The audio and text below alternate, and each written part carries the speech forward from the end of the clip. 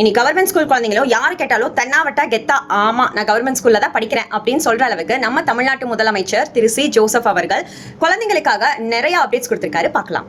ஒவ்வொரு துறைக்கும் ஒவ்வொரு பட்ஜெட் ஒதுக்கி இருக்க மாதிரி பள்ளி கல்வித்துறைக்கு 44,527 கோடி ரூபாய் ஒதுக்கப்பட்டிருக்கு. இதுல எஸ்பெஷலி 125 கோடி ரூபாய் பெருந்தலைவர் காமராஜர் சிறப்பு பள்ளிகளுக்காக ஒதுக்கப்பட்டிருக்கு. சோ இதன் மூலமா 9th to 12th படிக்கிற ஸ்டூடெண்ட்ஸ்க்கு food, education, hostel, uniform, books இது எல்லாமே ஃப்ரீயா கொடுக்கப்படும். அது மட்டும் இல்லாம 25 கோடி ரூபாய் பள்ளி பாடத்திட்டத்தை மறுசீரமைப்பதற்காக ஒதுக்கப்பட்டிருக்கு. இது எதுக்காகனா நம்ம காலகாலமா ஓ காட் பியூட்டிஃபுல்னு அரைச்சமாவையே அரைக்காம எஜுகேஷன் மூலமா குழந்தைங்களுக்கு எப்படி ஸ்கில்ல வந்து டெவலப் பண்ண முடியும் அப்படின்றதுக்கான நிதி ஒதுக்கீடு தான் இது.